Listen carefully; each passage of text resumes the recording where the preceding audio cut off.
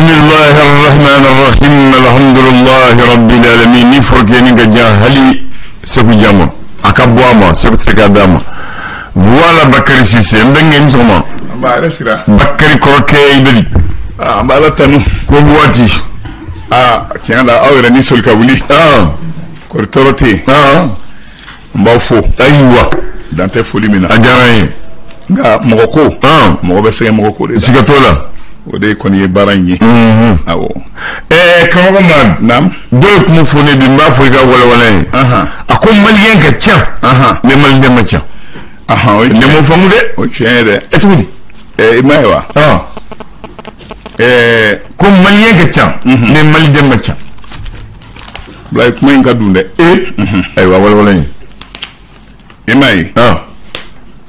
Mogobe dendo wolo. Atekire. D'accord. Ebe dendo wolo.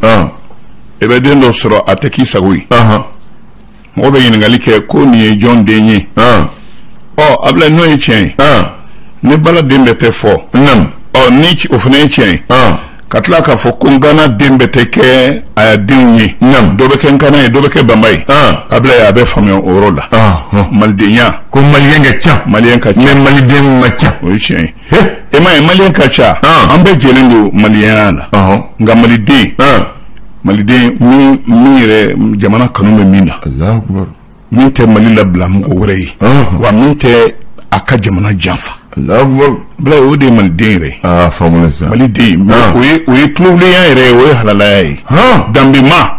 O malide. O malide. Nga ambe ran mani kono be ko ne malien. Nga ete jamana yin sago kela de. Ebe sago kela jamana yin kono. Ete andoi. Allahu akbar. Ano kuma famu. Kuma de ni da. Aja kuma fo. Kuma na ala ko chia kuma na. Ko malien ga tia. Nga malide ma tia. Aywa. Ala kan ke malide. Amina ya rabbi. Bismillah karamugo. Nek Abdoulaye. Nam. Amma a'udhu billahi minash shaitanir rajim. Bismillahir rahmanir rahim. Bi jmae. J'ai kalot le tan sheki samba flani mo woni kele. Nam. Abdoulaye anshira yela ala kan le yela. Amin ya rabbi. Fo bambulo. Ambada min le so rakuni. Ako don kran min be frafin don tola. Nam. Sam bisaba sharia min be atola. Ni o sharia intara kabini morovia. Bi yingali kanga ke nasro. Ako damne ni sijanche. Na jami sur lala. Kele amun sur lala. Il y a une vaccin d'obé. Nous est pentavalent. Qu'on pentavalent. Ako onana. Yo keli damnem demsona ka demsan kemewo keme biworo ani woro kana bi kemewo keme biwulum la ani wulum la. Nam. O kera franche min kono samba flanita ani woro ni samba fla ani tan kono ton. Nam. O mi ye demsen ye. Ni olu shi kasabi be sanji durula ka jiyo jukoro. A chaman be olu demsen chaman olu mokago ka damene samba flantan sabala kana se samba flan ani tan shehina demseni mongumau o sera kunama mina akmes kemeo keme bisa ni shehi kana bi kana chun kana kemeo keme bi moi ani wolomla Allah botanymayo aywa abla ni watina nam anga karanko kalan kuma konna la kalan yɛrɛ denmisɛnw bɛ ka la kalan min katigɛlɛya karogɛlɛya ko jugubaw ye an ka jamana kɔnɔ a kɛra na suguya o bɛ ka denmisɛnninw kalan o la a bɛ se ka kunbɛn cogo min na o kana sɔn ka don o donda fɛ min ye transition yɛrɛ sɛnsɛnni ye k'a furi mɔgɔw hakilina tɛ kelen ye hali parti politigiw fɛnɛ kuma ini ye ele sort ka kuma bayi nouvelle religion est-ce que nouvelle numéro ba kono nouvelle ma me mana ka kono nam rasba segini kuma la aka émission no grand dossier aba ko alsa kati mimbala dusugu mimbala ani makama mimbala ama dabla de na be ko sege sen fe ate kuma ka totu ayo me kuma to biyelema matro yelema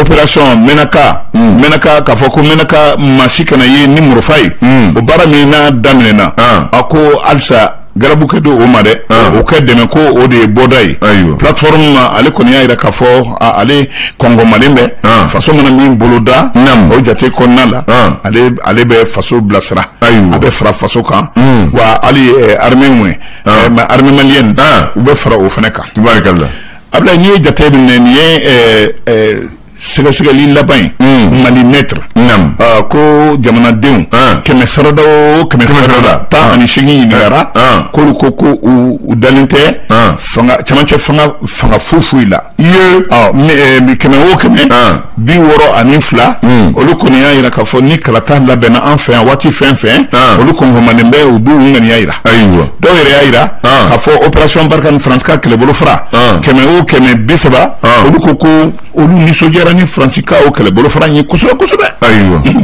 parina avec comme ay freke do premier ministre sena atlaka adantegeli kaye kaira ka fo ni kalata labemni benga mun ba kono ka akito la de ko ba mun be ni shogal ko kala mai ka kile ko lu daele ni dondo ka chamanche fanga ka afranche janya domin fora kateme oka koni sugol ka kuma la je iba adon ka fo asitse ka ke ni franche ni konana oba mun ko fo donjan kuma ko fo barakallah kuma in fora cheblen rame ale de fe abla ni watina no segun marala modo bara min kera ka fo de ko mugni kisse ke bla doin ni o kuna ja sur la au conseil islamique ale ka tama fe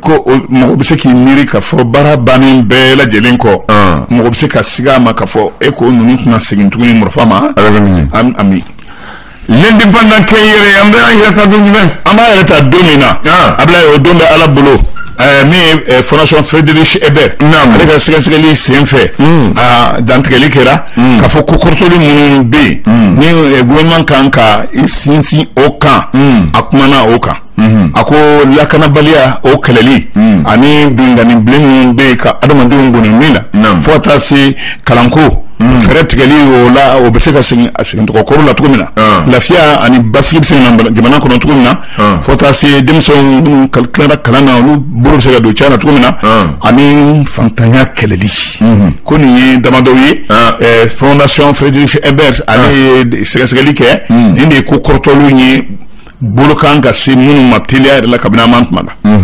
bro o mona boya ni independent link mana ko benka ni temena anga jabana ni yonche kukun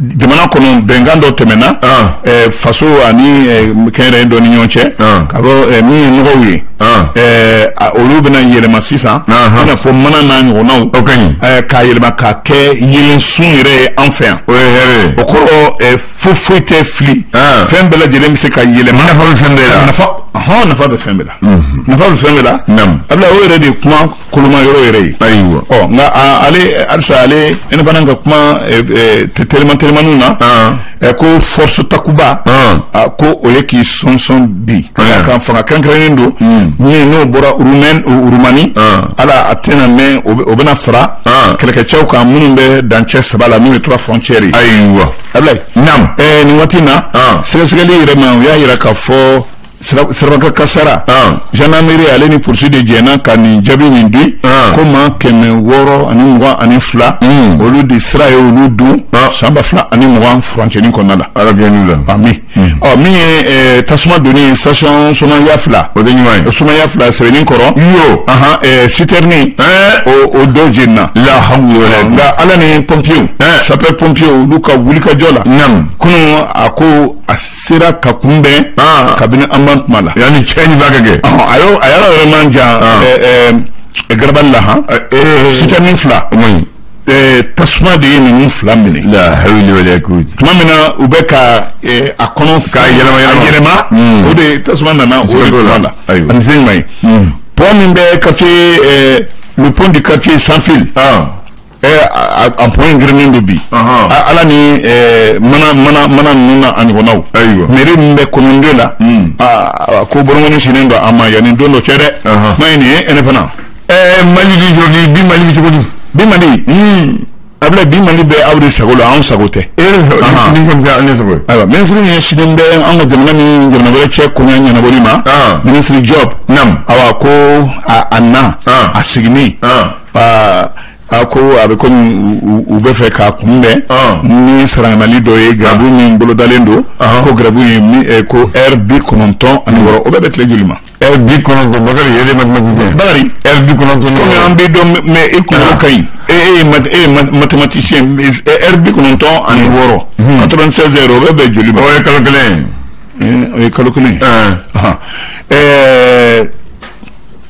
directeur général adjoint ni INPS là ne Seydou Chaka Jaraye ako akele kan ngania ministry ngania barka kapo ale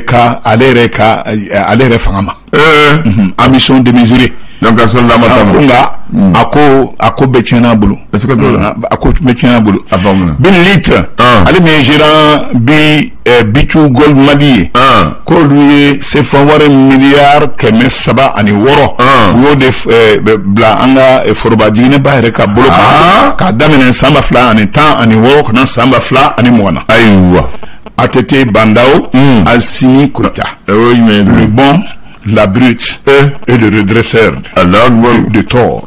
Et aywa. Le bon, la brute. Le bon est atetewa. La brute ou mon que bandawewa. Et le redresseur de tort. Ote asini ko itayewa.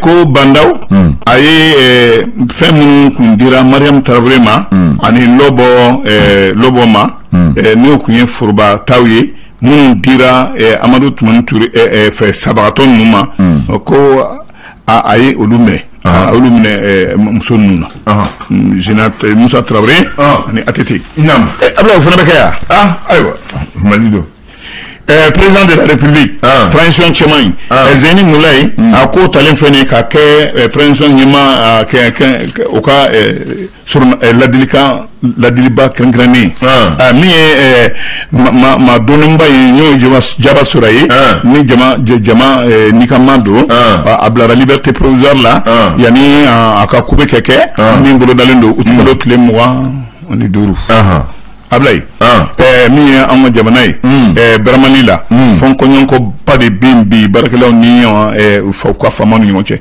secrétaire général ni be comité syndical là ani trésorier général ablay yolu labla nam ko ka sababu ke aku e barajo kasro a mangante ka jo oni wala ni yeni ako ni fele son ka ke sababu yentem ke isenu ni ko ina kadaka yentem be baraka nyom fe aywa mi commissaire du 3e arrondissement opération anti drogue ni olu damne chaba mi be na le dugutigi ki kenzambu ani so jara ni nunga wulika joye fayu fo katlaka tanto kuma takanyesiuma garu chen be jikoroni para mas segalama biduru bongo o lutige tara ne se fenye femu kondo anga jamana kono kuma de ni amu black refe le sphinx mana akudi sphinx mana awa ni watina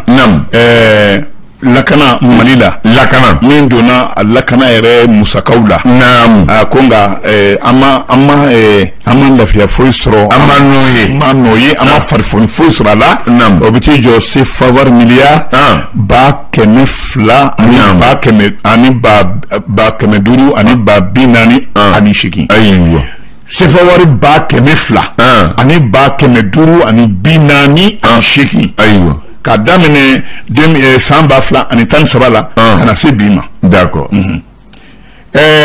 dir prud o ejabili ke kan assistance moma ko général d'opérette Yunusa Kamara ko ayi ko journal mangante kangalonte ke aywa affaire min be SICG Mali MBM skola ko bese obegere akono bi nin kanga ne afamuna nigme info matin sumado kuma ko yelema anga yelema sani wati min karata kumbora kuma chama be fo a yelema kuma nuna ala karata kuma na ko sala antana ke dongo do ambe tanye ambe sigan ko wa akarowede o kuma ni le républicain kumana awa ni watina Musa Umar Jawara congrès mimbe aka parti tola Mali émergence akoko luya kanu kalataw munu natodo o keke kalatawi awa akeka watila ko de kunu lu feko wati yime awa o de kuma re ko ma roy Mali turbine kuma na turbine kanyo awa turbine be fe kanya o PIB banginda Sénégal wa ko uballa jisrola wa wulu muso gwelendo wa kutamana ka anto sanya ire tanfa filire la Sénégal mun bangidan Sénégal wi ko jintanya be ula uya donc afo ujorolendo akodo jorokumbo Sénégal minde Sénégal tola bangida uye tama doke kum tama ka ayira ka fo ngania muso jalinte o fi du périmètre irrigué minde bangida o PIB awa akera bablo ire fe canal d'irrigation la bangida. Très bien. Ablay ni ne kuma ko ma roye ayome Mali tribune Kamadou Mahamadou nam wati ni tuba bu mara gouverneur de Tumbeya et Bodon atobo gouverneur de Nolugo gouverneur le bâtisseur Allahu akbar gouverneur ni nale mukena en formo ya président allez de l'éthique à sebe ka tara gouverneur bama opération de fougère kasro siglen de Dakar Saint-Louis akoma Bamako ayam bla kuna mbafe ka dlakanya ka ka usoye uka saka fere ambisaka ni lafia ko donc mbafe au ka fondo de créer ou ba fo foma le fonds d'investissement pour le développement économique et social pour lancer le développement du Soudan. Allahu akbar. Allez rebofo au fama FDS. Donc au fond ko ka ni ka dama wa ni ka dama gouverneur Yamarandala le 13 avril 47 1947 ko so akon sona aywa ko donc ala dama ni muye ay bamako ceci Allah ka bamako loti ka saraba bla ka yiri ba dafolo wa dama noy Allah ay dama ni muye ka gidron commencer ka daba bamako la maintenant ko mu ndeke anga sojo anga sojo 45 1945-49 palais de justice là à Tessoubala avec Soubala 46-51 collège technique de Bamako Akobijo lycée technique 47-53 hôtel de Post Bar Kombojo Ayo Damne 47-50 école primaire de Bamako collège des jeunes filles Obaga les jeunes filles 47-51 école fédérale des travaux publics Eni Biramina Akombo Franjo